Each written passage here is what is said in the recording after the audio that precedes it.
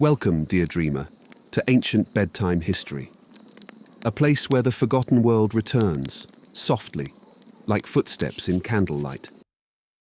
Tonight we return to Rome, not the one of emperors and arenas, but the quieter Rome, of night gardens, sacred scrolls, and ancient sleep. Before we begin, I invite you to breathe with me, slowly in and gently out. Now, if this kind of story brings you rest, tap subscribe or leave a whisper in the comments. Tell me where you're listening from. A modern bedroom with soft sheets? A cozy couch beside a stormy window? Wherever you are, this story is for you. Tonight's question is simple and curious. Why did Roman doctors prescribe sleep potions? The Romans, like many ancient civilizations, believed sleep was not merely a rest. It was a ritual, a healing, a mysterious transformation between wakefulness and the world of dreams. When natural sleep did not come, physicians, especially followers of Galen, the famous Roman doctor, turned to a pharmacy of the earth. Sleep potions were real and common. Some were crafted with poppy resin, the same plant used to create opium. Others blended mandrake root, a plant shaped like a human body, believed to hum softly at night. Others still used wine, aged with lavender or soaked with henbane, a toxic herb both feared and revered. These ingredients weren't just medicine, they were tied to ritual. A typical potion might be steeped under moonlight, stirred clockwise 3 times, and whispered over with prayers to Somnus, the Roman god of sleep. Somnus, the gentle brother of death, was imagined with soft wings on his temples, flying across the world to sprinkle sleep over those in need. His temples, often tucked away in hills or groves, were visited by those too restless to rest. They would lie upon sacred stone beds and wait for a healing dream to be sent, a vision, a whisper, or a memory restored. The physicians of Rome believed that poor sleep disturbed the balance of the body's humors, the vital fluids that governed all health. Insomnia, they thought, dried the blood and overexcited the yellow bile, leading to agitation, sorrow, or even delusion. So the remedy was both physical and spiritual, a potion and a prayer. And so we enter tonight's story, one of healer and patient, potion and purpose. Let me take you now to the edge of Pompeii, in a cool stone villa nestled between olive trees and silence. The cicadas have finished their song. The stars flicker faintly behind a curtain of clouds. And inside the villa, by a dim oil lamp, sits Cassia, a woman of calm hands and ancient knowledge. Cassia is a physician, not the kind who walks boldly into forums, but one who listens to the breath between words, who studies plants by moonlight and scrolls by fire. Tonight, she is preparing a potion. The man she is tending to, Gaius, is a soldier returned from Germania, a veteran of frost, thunder, and screams in the night. But sleep, sweet, simple sleep, has left him. He has not truly rested in 5 days. Cassia speaks little as she prepares the brew. On the stone table lie crushed poppy seeds, soaked earlier in warm wine, a sprig of blue lavender, and the soft, strange root of the mandrake, freshly pulled from her garden, still shaped like a curled sleeping child. She washes her hands with rose water, lights 2 lamps, and begins to grind the mixture slowly, slowly, the sound like sand whispering beneath the pestle. In the next room, Gaius lies on a linen-covered bed, eyes open, fixed on a beam in the ceiling. He has not spoken much either, only that he dreams with his eyes open, that the shadows on the wall sometimes march. Cassia murmurs a phrase from an old Etruscan charm, once taught by her grandmother, a woman who healed with both roots and riddles. She pours the potion into a small cup made of clay and carved with a feathered wing, a symbol of Somnus. She enters the room slowly. Gaius does not move, but his eyes find hers. She places the potion beside him and waits. He drinks. The taste is bitter at first, then sweet, then warm. His breath deepens. Cassia watches, Her hand gently touches his forehead. Cool, damp. A low roll of thunder murmurs far outside the city walls.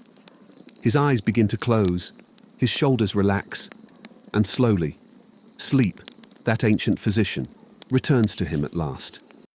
Cassia stays a moment longer, then extinguishes the second lamp. The room goes soft with shadows. In Rome, sleep was a sacred art. To be without it was not only uncomfortable, it was dangerous. It meant a misalignment with the self, a drifting away from harmony. Doctors used more than plants. They offered rituals, rhythms, and spaces. The best sleep, they believed, came when body, spirit, and nature were in agreement. It's a reminder, perhaps. But perhaps what we forget most is the silence, how precious and rare it was. Rome, even at night, was noisy. The streets alive with clatter, the fountains bubbling, the night watchman calling out the hours. So sleep required more than a potion. It demanded a setting. Many Romans hung thick woven curtains around their beds to muffle the world. Some burned myrrh or sweet cedarwood, not just for fragrance, but to clear the air of unwanted spirits and thoughts. And in rural villas like Cassia's, sleep was a layered thing.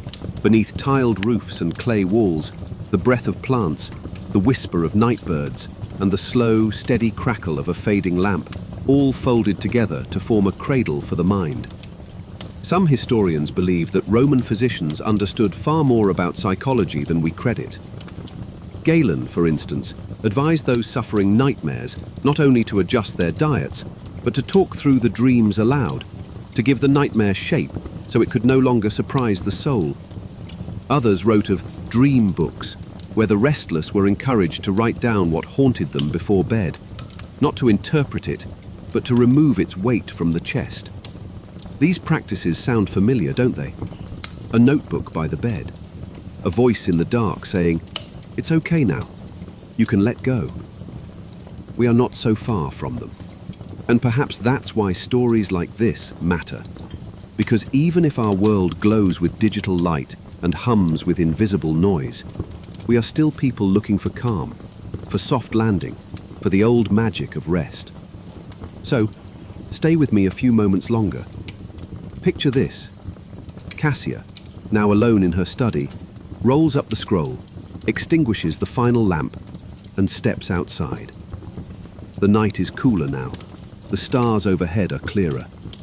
She walks past the herb garden, the leaves still fragrant with memory, and sits by the low stone wall that borders the olive grove. She does not speak. She simply listens, to the breeze, to the hush, to the slow, sacred space that exists just before sleep.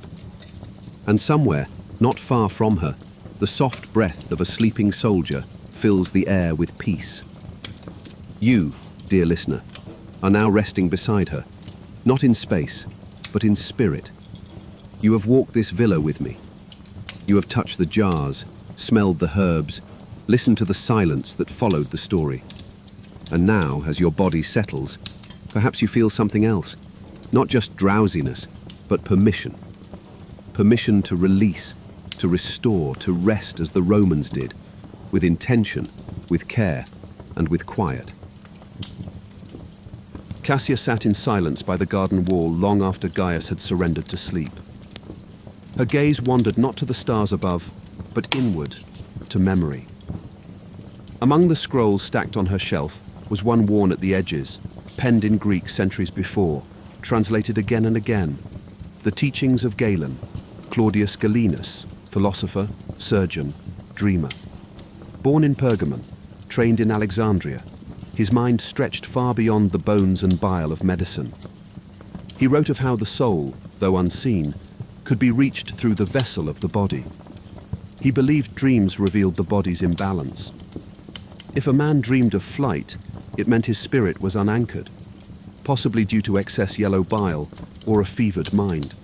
If he dreamed of drowning, perhaps it was the black bile, melancholy, rising like a tide. Cassia had read his scrolls under moonlight for years. Galen believed that sleep was not merely a state, but a system, a time when the body rewove itself. The heart beat slower. The blood pooled more deeply in the liver and stomach, allowing the mind to float gently, like a leaf upon a calm river. He taught that certain foods disturbed sleep. Too much garlic or bitter lettuce in the wrong season, and that music before bed could soothe the humours. In Rome, his ideas spread like perfume, subtle but enduring.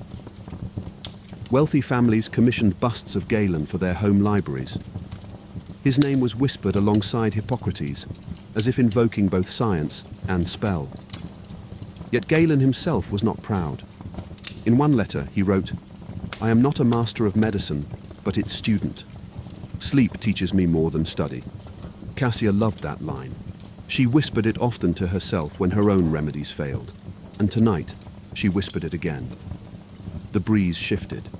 Somewhere in the villa, a shutter knocked softly. Perhaps it was the wind, perhaps something more. But she remained still. Roman medicine, for all its logic, still honored the unknown. That which could not be seen, the whisper of gods, the weight of a dream, was not dismissed. It was simply part of the whole. In temples dedicated to Asclepius and Somnus, patients slept surrounded by incense and hymns, hoping for visions to guide their healing. And while Cassia was not a priestess, she often treated her small room like a shrine. The placement of the herbs, the way she stirred clockwise, the silence between her words, all were part of the ritual. She glanced once more toward the chamber. Gaius remained still. His chest rose and fell with a rhythm that echoed the olive leaves swaying above her. She knew he would wake changed, not healed, no, not yet, but softened, ready to begin again. And perhaps when he woke, she would give him a scroll of Galen's to read. Or perhaps she would simply offer him tea. Some things, after all, are better learned in silence. And now, dear listener, as this quiet night stretches further, I invite you to feel your own breath slowing, your own thoughts untangling. Just as Galen believed, sleep is not the end of thought, but its softest form. The body resting, the spirit wandering safely. We are not machines to be shut off. We are gardens that need stillness to grow. The night deepened, a breath longer, a degree cooler, and Cassia, sitting beside the olive trees, did something rare. She let her shoulders fall, let her hands open gently in her lap. Even the healer, the steady one, needed stillness. Her mind wandered, not to tomorrow's work or to the ailments of the body, but to her earliest memory of sleep. She must have been no more than 6, sleeping beside her grandmother in a house that no longer stood. The bed was made of straw and linen, and above her hung a mobile carved of laurel and shells. Her grandmother had always insisted on rituals: a rinse of the feet, oil rubbed on the temples, a cup of fennel tea, and then a story. Not a loud one, not the kind with heroes or monsters, but soft ones, stories of the river, of old gods who loved silence, of bees who hummed lullabies. That was when Cassia first learned the power of quiet. The body, she was told, listens to the tone of the room. You must make the air gentle if you wish your dreams to be so. And now, years later, she had become that voice for others. Tonight, it had been Gaius. But last week, it was a child with fevers. The week before, an elderly merchant who hadn't slept in months because of grief. To each, she gave something different. A different brew, a different rhythm of words, but always the same intention: let the world fall away. Inside the villa, a clay jar cracked softly as it cooled from the day's heat. From the rooftop, a nightjar let out a sleepy trill. The world was not silent. It was textured with softness. That too was a lesson from Galen. He wrote that sound itself could affect the body's humors. Harsh noises might agitate the yellow bile, create tension in the muscles. But soft sound, water, flute, the hush of distant wind, could coax the body into release. Cassia had begun to think of her work not as medicine, but as tuning. The body was an instrument. She simply helped it find its pitch again. She rose slowly from the bench, joints creaking softly. In the far room, Gaia stirred once in his sleep, but did not wake. That was a good sign. She moved past him into the apothecary chamber. Rows of jars, small labeled scrolls, baskets of dried stems. She lit a single small taper and walked to a shelf of aged scrolls. Not medical this time, but poetic. One of her favorites was an anonymous fragment believed to have come from a priest of Somnus. It read, "To sleep is not to die, but to travel through the fields of what you know toward what you forgot." She whispered it aloud. The flame of the taper flickered as if listening. Cassia knew she would not sleep right away. Her work required unwinding too. So she opened the shutters and let in the cool air. Somewhere far off, a donkey brayed lazily. The pulse of the city had quieted, but life remained in whispers. She sat by the window and began preparing another simple brew, this time for herself. Just warm goat's milk with a sliver of cinnamon bark and dried fig. No sleep potion, no sedative, just comfort. Cassia believed that sleep didn't always come from force. Sometimes it came when you simply stopped reaching.